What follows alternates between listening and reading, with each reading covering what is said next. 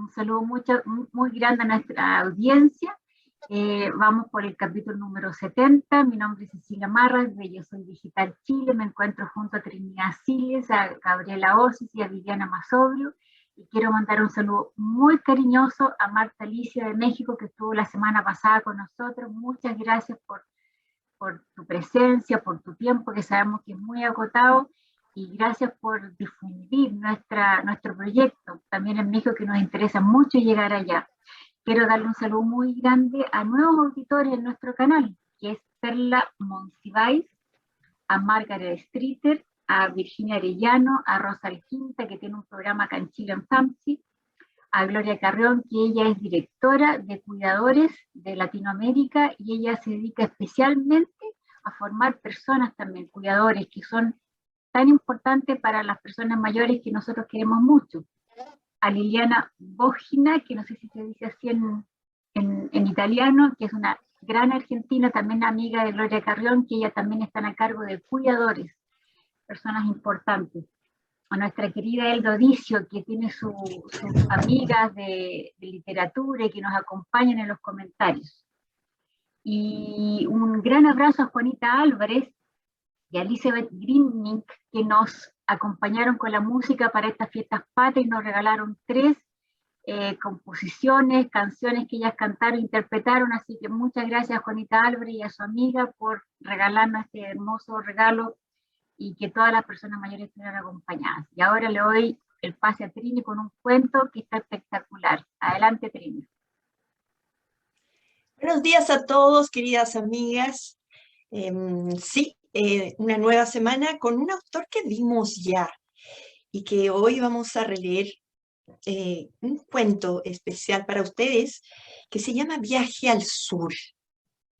Ténganme paciencia y traten de concentrarse, que es algo largo.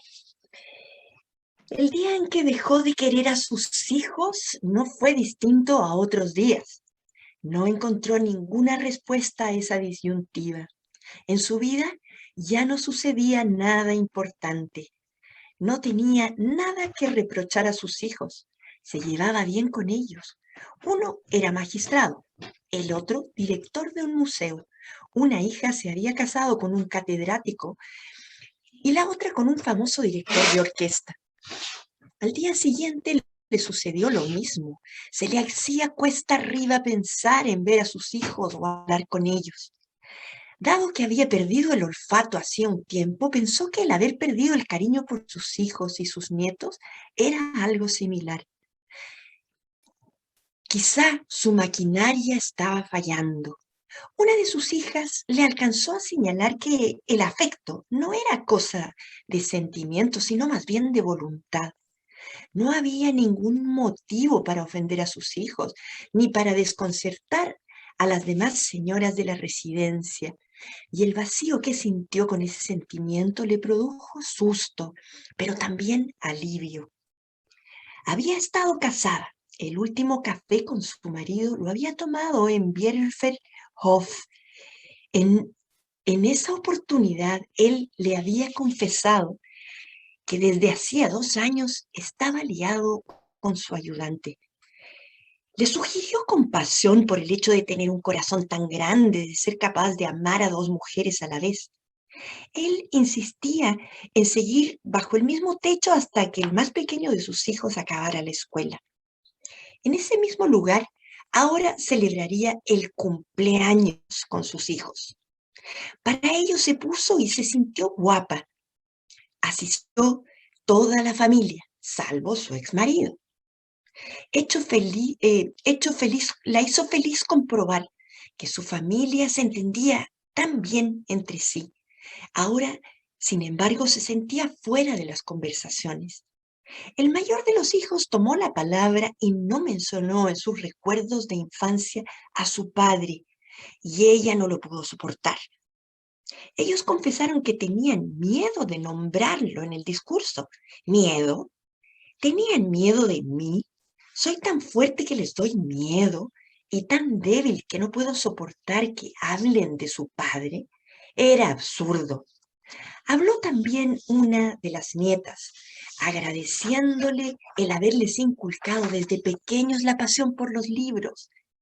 Ella no estaba cómoda, tanto así que pidió tumbarse un rato y luego prefirió regresar sola. Haberles inculcado desde pequeños la pasión significaba para ella una gran enseñanza. Su hijo mayor le envió a su nieta al día siguiente para que la cuidara. Había quedado preocupado. Se trataba de Emilia, que tenía 18 años y que esperaba un cupo para estudiar medicina, para que la cuidara. Había tomado un virus y estaba con fiebre. El trabajo que le daban a su nieta era un trabajo remunerado. Al quinto día del cuidado se dio la fiebre de ella, de la abuela. Ella no quería morirse, pero estaba tan cansada que le daba lo mismo estar enferma, vivir o morir. Mientras su nieta la acompañaba, ella comenzó a sentir gratitud. De las lágrimas de gratitud pasó a las de tristeza, porque su vida no había sido como debería. Y de las tristezas pasó a las de las soledades. Sus hijos también la visitaron, pero se seguía sintiendo muy sola. Le pidió a su nieta Emilia que se animara y viajaran al sur, y ella le concedió la petición, siempre que se reportaran diariamente con sus padres.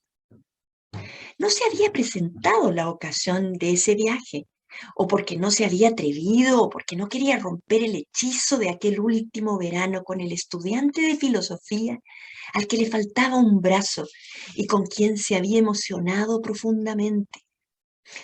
Sí, ese estudiante había perdido el brazo a los 15 años por un estallido de una bomba. O tal vez tampoco quería recordar el dolor de la despedida con ese gran amor. Él debía viajar, pero le había prometido a ella que no solo le escribiría, sino que también volvería pronto. No obstante, ello no supo más de él. De toda esta historia, la nieta se fue enterando en el camino del viaje, a regañadientes.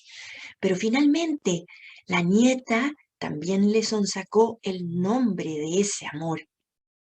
Silenciosamente en la estadía, Emilia lo contactó y convenció a su abuela de asistir a la cita que había organizado.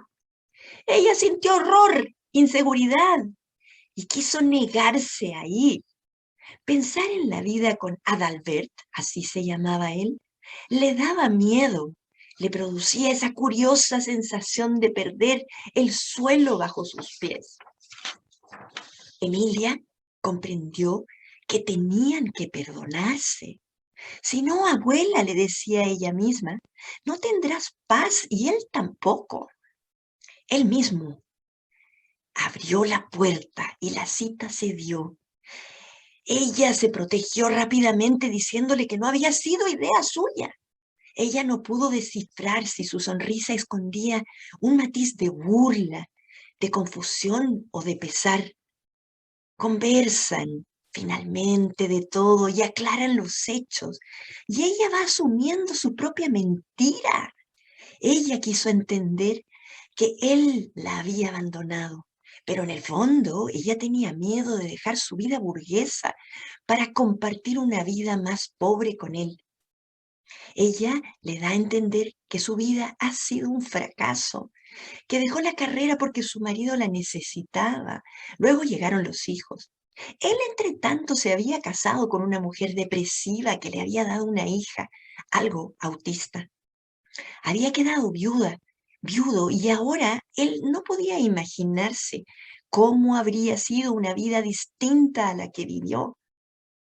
Ella divisó una foto en blanco y negro en la casa de él, de ellos dos abrazados en un andén. Se abrazaron.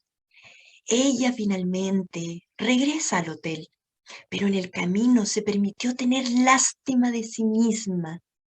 le confiesa a su nieta que ella no podía soportar el hecho de haber tomado una decisión equivocada.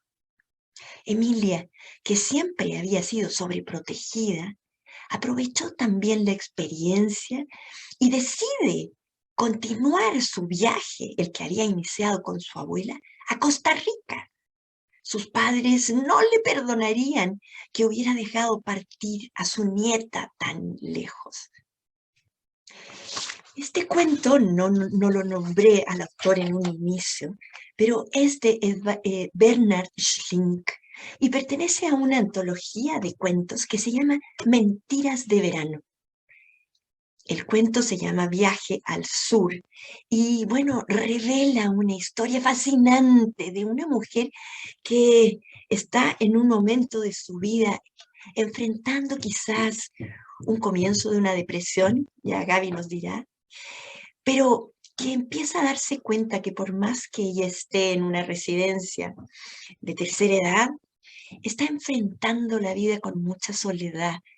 Y no porque no estén sus hijos presentes, sino que es la soledad propia de la existencia que se empieza a sentir con más peso en el otoño de la vida, ¿no? En la vejez. Porque ella empieza a reconstruir sus recuerdos y naturalmente que aparece en el camino de sus recuerdos un nombre que significó mucho para ella y que aparece casi como un contrapeso para evaluar la vida que ella ha tenido. Y empieza a cuestionarse y a reflexionarse que si hubiera hecho la vida con ese hombre, hubiera sido quizás más feliz de lo que fue.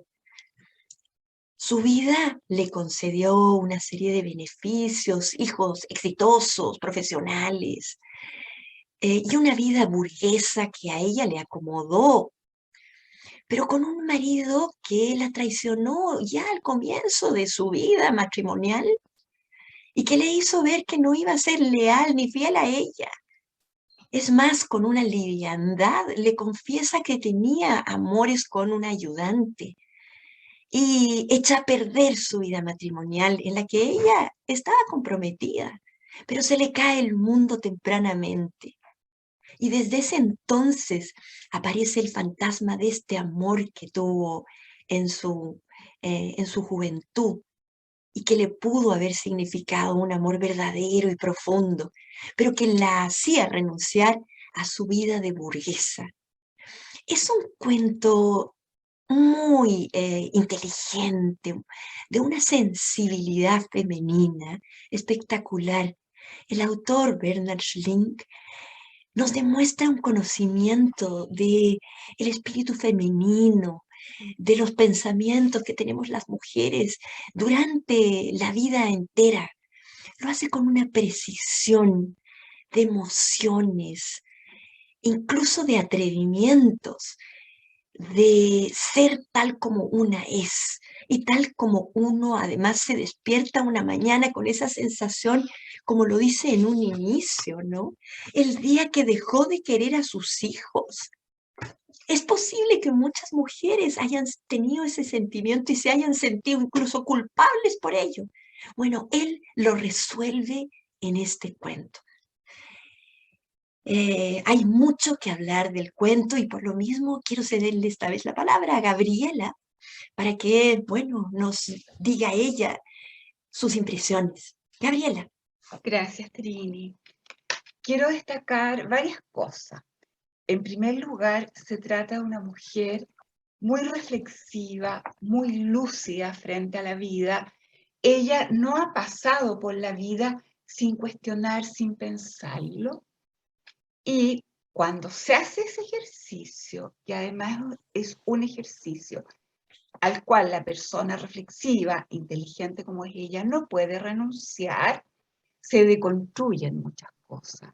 Se corren los velos y se ve la realidad tal como es. Y eso produce en el entorno quiebres. La declaración inicial es muy fuerte. El día que ella se da cuenta que no quiere a los hijos, ahí está desafiando todos los mandatos femeninos, todos los mandatos de madre, y ella lo hace con una claridad con una precisión que impresiona. Y por supuesto las estructuras caen, las estructuras tambalean, y hay una imagen que es casi divertida cuando dice que el juez, vale decir, uno de sus hijos daba patadas. O sea, ella también pone en evidencia estas cosas familiares no dichas, estas cosas ocultas, estos secretos, tapar las verdades que hay en la mayoría de las familias. Entonces, esta actitud tan lúcida de ella quiebra estructura y la hace también muy sola.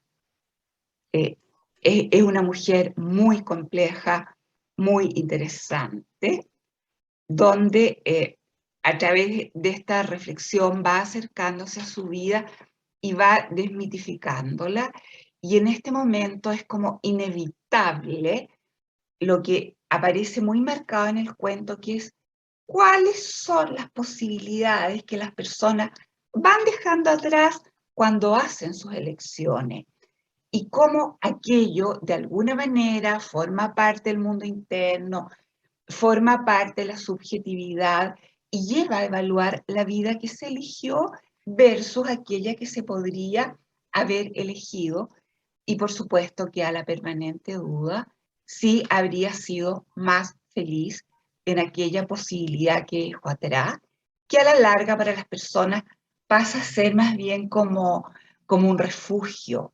Ahora, también encuentro súper interesante la relación que tiene con la nieta, como una niñita de otra generación que no la entiende, que de repente dice cosas que a ella le parecen absurdas, a la protagonista, y ahí también va develando cómo, cómo la generación joven mira con ojos simplificadores, con ojos tal vez como miradores en menos la vida de la abuela, y ella en su proceso reflexivo reivindica, por supuesto, todos sus procesos, que eran bastante más complejos, bastante más profundos que lo que la hija planteaba. Y finalmente hay algo que como que me llama la atención, y es el, el viaje al sur. El viaje al sur, ellos están situados en Alemania, la ciudad natal de ella es Hamburgo. Entonces, este viaje al sur, a buscar este amor de juventud, tiene algo también de buscar la luz, de buscar la esperanza, de algo muy lindo, así como nosotros que somos del hemisferio sur, vamos hacia el norte cuando queremos encontrar luz, y probablemente es la metáfora del sentido, de la completar todo este viaje vital. Pero hay algo muy lindo también, que es que la nieta, la Emilia, emprende su propio viaje al sur, porque ella, después de este encuentro con la abuela, decide irse a Costa Rica y lo concreta independientemente de todo, pasando por encima incluso del permiso de los padres, y eso es como una luz de esperanza. O sea, la abuela, la protagonista, siguió los patrones, porque ella se casa finalmente con un amigo de la infancia, ¿no? O sea, ella se queda a su medio, se ancla en su medio y no dio el paso con este amor de juventud. En cambio, la hija, la nieta, la Emilia, parte a buscar la luz, parte a buscar el sur, así como nosotros decimos buscamos el norte, no, ellos buscan el sur, a Costa Rica, y ahí siento que se cierra el ciclo. Eso, le doy la palabra a Viviana. Gracias, Gaby, gracias, compañeras de panel. Sí, yo también me quedé un poco detenida en el título, ¿no? El viaje al sur. Y me acordaba de las palabras de Serrat, el sur también existe, ¿no? Como que hay que darle espacio, hay que darle lugar en estas búsquedas que hacemos. Pero me llamó en un momento la atención una frase de la protagonista que dice que ella quería ir al sur, pero no al sur como generalidad, sino en busca de esa ciudad donde estaba la universidad, que en los años 40 ella había estudiado allí, donde había conocido a Adalbert y donde se había dado ese amor primero, ese amor de juventud, ¿no? Entonces es como que ya hay una alerta en ese título de qué es lo que va a suceder en ese viaje, que siento que es al mismo tiempo un viaje real, ¿no? Un recorrido por distancias y por tiempo, pero también es un viaje hacia su pasado, ¿no? Hacia esa búsqueda o ese querer saber qué hubiera pasado si en vez de casarse con Helmut, que era el amigo de la infancia, de la familia, se hubiera casado con Adalbert. Y respecto al título de la obra en sí, o sea, del libro, que siempre Trini tiene la gentileza de mostrarnos la tapa, como porque eso hace mucho al lector para que se ubique, ¿no? Mentiras de verano.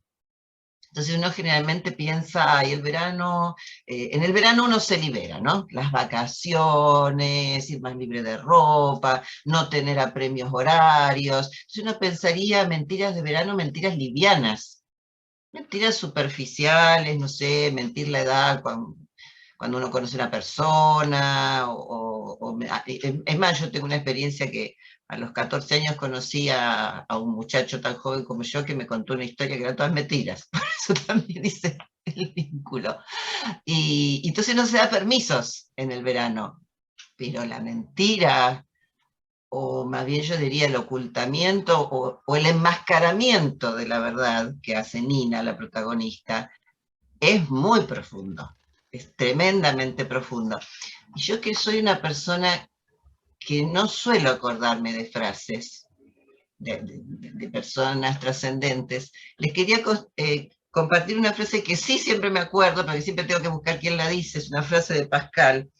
Decía que lo contrario de una verdad no es un error, es una verdad contraria.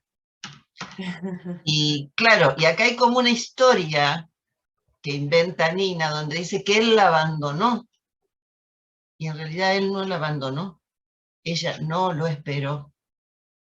Y lo dice claramente porque no lo esperó. No lo esperó porque tenía miedo a la pobreza y porque tenía miedo a sus ideas. Y Slim, generalmente, en muchos de sus cuentos nos ubica en cuestionamientos al periodo nazi, a la guerra, y acá hace una mínima referencia histórica que es a la Guerra Fría. Porque lo que desata toda la situación de que no se encuentren es que Adalbert, que es un filósofo, se va a Budapest en plena Guerra Fría, cosa que no estaba permitido. Por eso él no pudo ni llamarla ni escribirle, y lo dice, el autor dice, no pude llamarte ni escribirte porque yo no podía estar en Budapest. O sea, él estaba como de infiltrado, ¿no? Entonces él estaba corriendo un riesgo y no podía mostrarse. Entonces ahí uno entiende el miedo de ella a las ideas de Adalbert, que seguramente eran ideas contrarias al régimen imperante. En cambio Helmut era un burgués, un médico, ¿no? Que le pudo brindar toda esa vida de comodidad, de satisfacciones materiales, de vínculos sociales, pero que le impidió desarrollarse profesionalmente. Porque cuando a ella le ofrecen un trabajo, él dice, podrá tomarlo cuando sea una viuda alegre. Qué fresco este hombre. O sea, él se da el permiso de ser infiel todas las oportunidades que se le ocurren, pero le marcó a ella el límite y le impidió ser ella misma. Que creo que es un poco el eje de la historia, ¿no? Que ella se da cuenta que no pudo ser la Nina que hubiera deseado, una mujer inteligente, capaz, como decía Gaby, lúcida, reflexiva, inteligente, que podía haber ocupado puestos importantes, y sin embargo ese marido dijo, no. Está casada, va a tener hijos, entonces el patrón, los mandatos, y ella, desgraciadamente o no, se acomoda, tal vez ahora está pensando que desgraciadamente se acomodó, y empieza a reflexionar sobre toda esa vida. Y el encuentro de Adalbert en ese sentido es muy fuerte y revela muchas cosas, pero lo dejamos para después. Gracias. Gracias, Vivi. Gracias, amigas Trini, Gabriela, Vivi. A mí me da la sensación de que ella, bueno, son 10 días que el autor escribe ahí que tuvo para pensar, realmente lo pensó y lo bloqueó. A mí me ha pasado varias veces que bloqueo y después, años después no me puedo acordar. Ahí Gaby después nos puede contar cómo la mente es tan audaz, tan inteligente, no sé, tan hábil, que nos bloquea ciertos momentos. Y yo me voy a ir a una frase que el autor puso donde él dice, alguna vez he escrito que las decisiones vitales no son acertadas o equivocadas, sino que llevan a vivir vidas distintas. Yo quiero que la audiencia se detenga acá en esto que la Trini nos mandó en este libro, en este cuento hermoso, porque las decisiones vitales no son acertadas ni equivocadas, sino que nos llevan a vivir distintas vidas. Lo encontré genial, genial, porque es verdad, no podemos decir hoy día que es acertado o equivocado lo que hicimos atrás. Estamos viendo caminos distintos a lo que podría haber elegido. Y otra cosa que me gustó mucho, que otra cosa que es cierto que el autor lo dice en su cuento, pero a la realidad que tenemos tanto tiempo para leer cuando somos jóvenes y no podemos leer porque no hay tiempo, valga la redundancia. Y cuando somos mayores tenemos más tiempo, pero no tenemos ni visión ni audición. Es como una paradoja porque ella inclusive dice, ahora tengo tiempo, pero ¿para qué? En realidad yo veo muchas personas mayores que ya no pueden leer porque no tienen la visión para eso. Y la verdad que me afecta y me duele. Ella hablaba, la Emilia le dijo a la abuela que no iba a tener paz. Qué importante lo que dijo Gaby, este lazo que hizo la nieta, que los hijos, por supuesto, por la cantidad de trabajo que tenían y las hijas, porque eran mamás de muchos niños, no tenían tiempo. Y esta nieta, y me acuerdo de una película que vi hace poco, ella hace el nexo para cerrar el círculo. Qué importante, yo creo que alguien siempre tiene que ayudarte a hacer eso, a hacer un puente. Me gustó mucho. Y el libro de Adalbert también llega a cerrar algo, esperanza y decisión. Me gustó mucho, mucho, mucho. Y yo quiero hacer una infidencia propia mía. Yo tuve, de jovencita, como a los 21 años, tuve un novio, donde no me quise casar con él por miedo a las ideas que él tenía. Era una idea totalmente contraria a las mías. Yo hoy día me pregunto, ¿habría sido infeliz? Yo creo que sí, porque tiene unas ideas totalmente distintas a la mía, de mi familia, y habría sido un caos. Tal vez habría sido feliz por un tiempo, porque en realidad uno se casa con la persona, con las ideas, con las ideas políticas, sociales, de todo un poco. Y yo creo que, como dice aquí, la decisión vital, si fue acertada en mi vida, yo creo que sí. Fue acertada y tomé un camino distinto. Así que esa infidencia les quería decir. Me encantó el cuento, Trini, te doy la palabra. Bueno, retomo el micrófono entonces para hablar algo del autor. Él está vivo, de hecho ha venido a Chile en varias oportunidades, creo que en la Ciudad de las Palabras también estuvo invitado. Pero este es un cuento lleno de alusiones también. Hay un montón de facetas, de escenas que se van dando, que forman parte de la vida cotidiana de todos los seres humanos y que se dan en la vida familiar también. Pero hay aspectos que son muy relevantes, como es el hecho de la mentira de la que hablaba Viviana, ¿no? Porque en el fondo, en este caso, este es uno más de los cuentos de mentiras de verano. Ligeros, como decía Vivi, pero también es el hecho de que ella se miente a sí misma, inconsciente o conscientemente, pero ella acomoda los hechos de la historia para para sobrevivir de esa historia que vivió en el pasado y justificarla. Sin embargo, la nieta le ofrece la posibilidad, pues ella la invita, pero claro, el hecho de estar juntas las anima a viajar juntas. Y ese viaje es el mismo viaje que nos proponía siempre Murakami, de hacer un viaje para encontrar el fondo de nuestras decisiones vitales y de nuestra historia, ¿no? Para descubrir la verdad. Y eso es lo que ella, consciente o inconscientemente, hace, apoyada por la nieta, que además se toma una iniciativa que quizás para cualquier persona es un poco violenta, ¿no?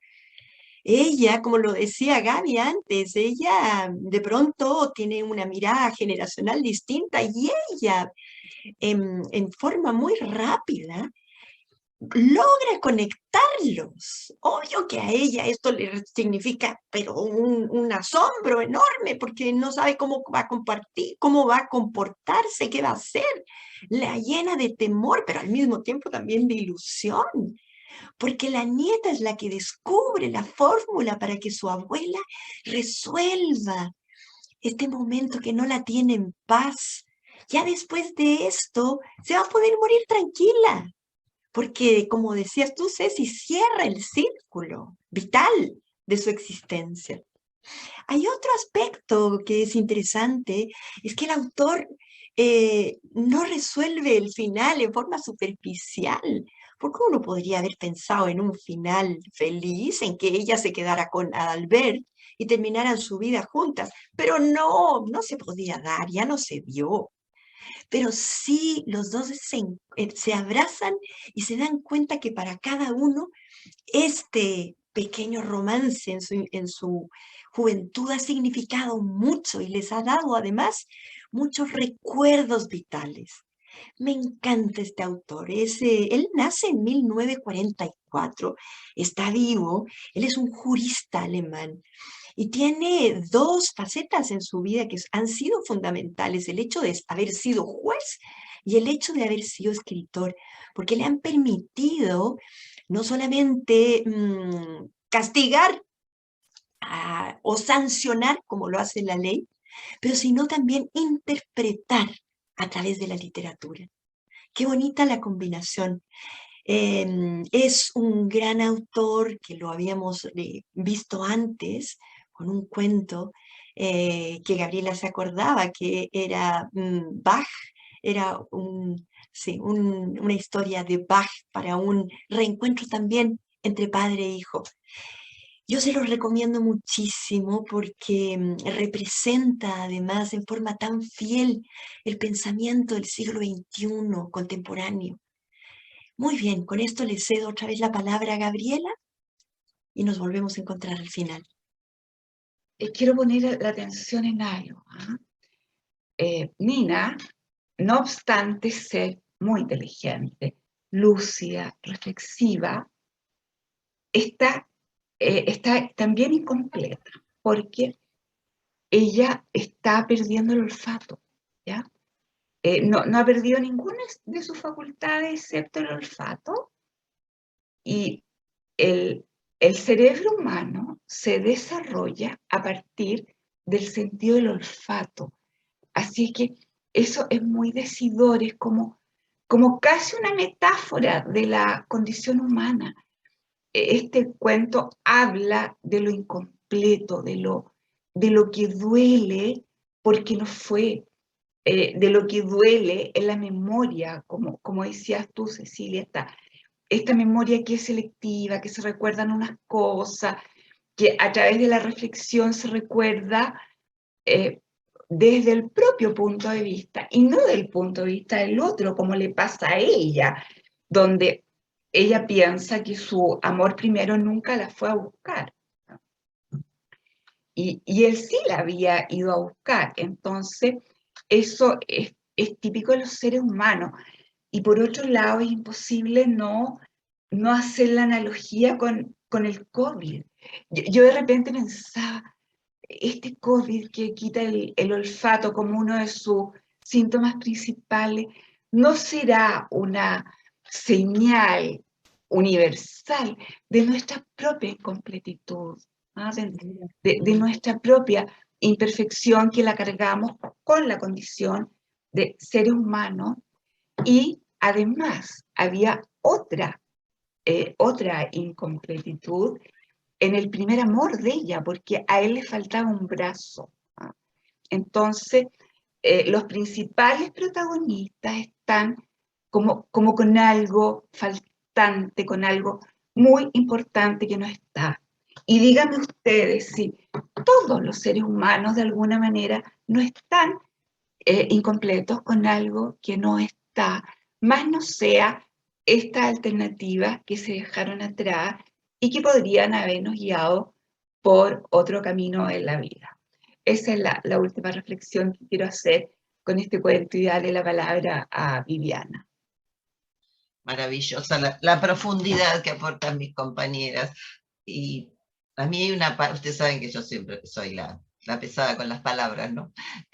Justamente refiriéndose a esa pérdida, Nina dice, es una ignominia la pérdida del olfato, el peso que le pone esa pérdida. Yo creo que sin saber todo lo que nos contó Gaby, ella tenía una cierta claridad del significado importante de perder ese sentido, que por supuesto trae aparejado la pérdida del sentido del gusto, ¿no? Y ahí también vemos las distintas mentiras, porque ella también tenía una pérdida de la audición social, es decir, cuando estaba en un ambiente que hablaba mucha gente, se confundía, no podía percibir las conversaciones con claridad. Pero todo esto ella lo ocultaba. Es decir, sus médicos sabían lo que le estaba pasando, pero ella no lo comentaba y fingía sentir el gusto, sentir el olfato y poner esas caras que a veces ponemos cuando no entendemos bien lo que nos dicen, ¿no? Como, claro, sí, sí, pero no escuchaba en realidad. Entonces aparece fuerte como un paralelo entre esa pérdida del cariño que ella va sintiendo por su familia y esa pérdida de sentidos tan importantes para la comunicación como son el gusto y el oído, ¿no? Y el olfato. Yo pensaba, no el olfato y el oído solo relacionado a la comida, relacionado a los perfumes. Cada persona cuando se nos acerca tiene, no el perfume que nos ponemos, sino huele de una manera, ¿no? Y que tan importante dicen que es el sentir o el impacto que nos produce el sentido del otro, el sentir al otro a través del olfato para reconocernos o para generar vínculos. Entonces ahí me parece que el autor está analizando esto con una profundidad que al leer rápido uno podría decir, no, esto es superficial. No, no, hay una profundidad impresionante. Y otra cosa que me impactó es la estructura del cuento, porque es como si estuviéramos viendo una película, es decir, hay distintas escenas. La escena de ella en el hogar donde sus hijos la habían ubicado para que estuviera cómoda, para que tuviera atención, la celebración de su cumpleaños, donde ella se enoja mucho y se tiene que retirar, y después hay una alusión justamente a la cólera, en sus dos, entre comillas, amores, ¿no? Adalbert mira hacia la lejanía cuando están juntos, y ella dice, ¿qué están haciendo? Contando ovejas. ¿Para qué? Para alivianar mi cólera. Y ella recuerda que él era colérico, y después comenta, sí, Helmut también era colérico.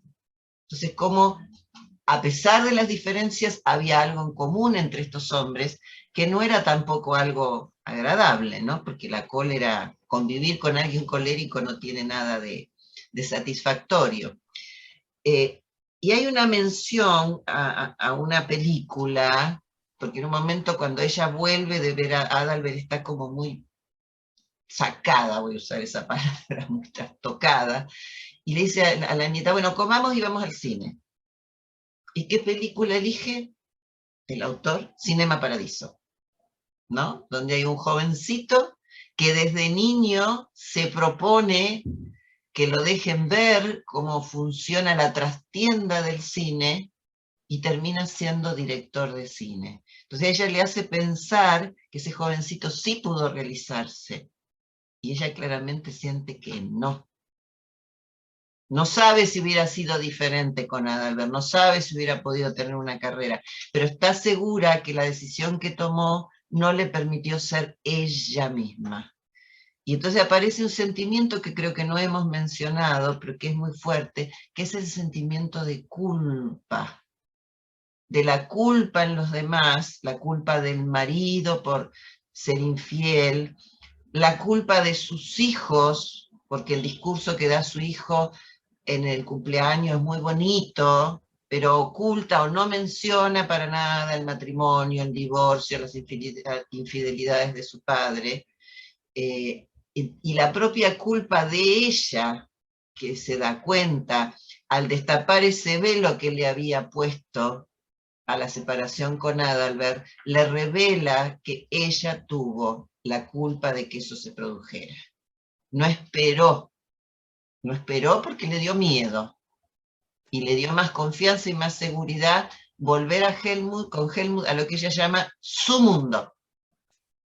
Ese mundo burgués donde se había criado, donde se había desarrollado, y que a ella le daba seguridad. Entonces eligió, como decías vos, Ceci, ¿no? Tal vez si te hubieras casado con él, no hubiera durado. Tal vez si se hubiera casado con Adalbert, tampoco hubiera durado. Pero creo que ella no se perdona, y el cuento habla del perdón, ¿no? No se perdona tal vez haber sentido ese miedo, porque dice, Adalbert no se dio cuenta que yo tenía miedo. Adalbert no me protegió. Adalbert no me prometió que los miedos se iban a evaporar o que iban a desaparecer. Entonces ahora la culpa se la pasa a Adalbert. Y entonces este sentimiento está todo el tiempo presente. Inclusive se siente culpable, no está totalmente segura de haber permitido que su nieta se fuera a Costa Rica y ocultárselo a los padres o alivianárselo, que le echan la culpa de que ella le permitió a la nieta. Es decir, creo que hemos profundizado muchísimo, pero todavía, no sé, creo que Sling es un desafío fundamental, su lectura y abrir los caminos que nos permite. Pero bueno, le cedo la palabra a Ceci y gracias por la atención. Este autor es maravilloso porque nos hizo sacar un montón de comentarios, pero al final él también habla muy sutilmente de la pena de Adalbert, porque él quedó plantado, él juró que cuando volvía a los 10 días iba a estar esperando su prometida, y no estaba ahí. Él vivió una pena muy grande, y después tenía una hija autista que no tenía nietos. Yo creo que él tenía una pena profunda. Y ahí hay como una esquinita del cuento que pasa bien piola, y finalmente yo no sé si la Emilia, gracias a la historia de la abuela, decidió partir sin hablar con sus padres, pero a mí algo que me gusta más, que me está haciendo ruido ahora, cuando uno dice, no, me voy a casar o voy a elegir la persona de mi vida para casarme por el resto de las vidas. Hoy día la gente joven, ¿qué haría? Vive la vida, vive, si está enamorada, aunque la persona sea distinta y piense distinto, se casa y vive 1 año, 2 años, pero lo vive. Y eso es lo rico de la gente joven hoy día, porque no es necesario, o sea, la iglesia o alguien dice, la sociedad dice que hay que casarse para toda la vida. Yo creo que hay que casarse porque uno está enamorado. Y si es 1 año, 2 años, a lo mejor puede ser para el resto de la vida, pero hay que experimentarlo. Y esa es la gran diferencia que tienen los jóvenes hoy día con nosotros, que tienen ese proyecto. Si les va a resultar bien un trabajo durante 1 año, 2 años, van y se van nomás. Pero nosotros estamos más acostumbrados a la seguridad. Me llama la atención, volviendo al tema de Adalbert, que yo creo que él tuvo una pena muy grande, una depresión también. Y lo del sin olfato y sin audición, yo conozco una persona muy cercana que está sin olfato y sin visión. No, sin audición. No, está con las 3 cosas, sin audición, sin visión y sin olfato. Pero lleva de una vida tan alegre que yo creo que es atípico. Yo creo que Gaby a lo mejor después me puede comentar eso, porque generalmente una persona sin audición y sin visión como que se empiezan a ir para adentro, le da pena, a las mujeres no les gusta usar el audífono porque se ven feos. Esta persona que yo conozco usa audífono, anteojos, no ve mucho, y perdió el olfato y tiene una edad bien avanzada, pero vive su vida de forma alegre, baila, juega cartas, sale a pasear, hace asado, vive una vida feliz. Yo creo que es la actitud. Y eso me encantaría hacerle un guiño a la audiencia, que si están pasando por eso, al menos yo conozco una persona que lo hace, que logra darle la vuelta a la vida. Y ahora quiero volver con Trini a ver qué libro nos va a recomendar para esta semana. Había pensado en un libro, pero voy a plantearles nuevamente la lectura e insistirles en el interés que tiene el libro, el lector de este mismo autor. Ese libro que se ha llevado al cine y que ha sido bastante fiel a la trama, se los recomiendo de todas maneras, porque uno ve ahí al autor que hemos visto en este cuento, planteando temáticas desde una Alemania muy pura. Él es un gran alemán y ama a su patria, pero le escribe al mundo. Pero en ese libro se plantea de una manera muy visual, además, porque uno no puede dejar de identificar la película con el libro una vez que ha hecho esa asociación. Pero es un libro que vuelve a reflexionar en torno a la culpa. Y como cualquier alemán, Schlink, le palpitan esos temas, la culpabilidad alemana frente al tema del Holocausto, por ejemplo, y es vital. Y por otro lado, otro de sus grandes temas es el reencuentro entre las dos Alemanias que estuvieron divididas durante tantos años. ¿Cómo ha sido esa convivencia entre los dos lados, oriental y occidental? No ha sido fácil ni para una ni para la otra, pero finalmente han ido adaptándose con una dificultad enorme, pero que es exitosa dentro de todo. Este hombre también se preocupa del tema de las relaciones de pareja y familiares y lo hace con una finura y con una sensibilidad finísima.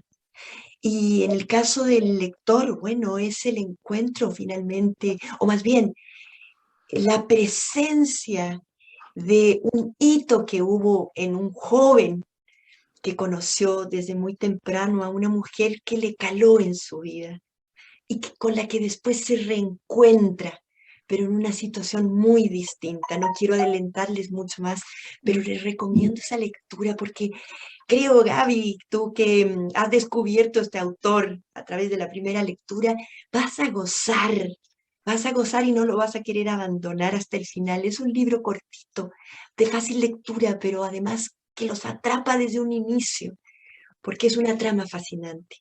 Y con eso me despido y las espero con muchas ansias la próxima semana con otra lectura. Y les abrazo también a mis compañeras del panel y un abrazo para ustedes. Un abrazo hasta la próxima semana.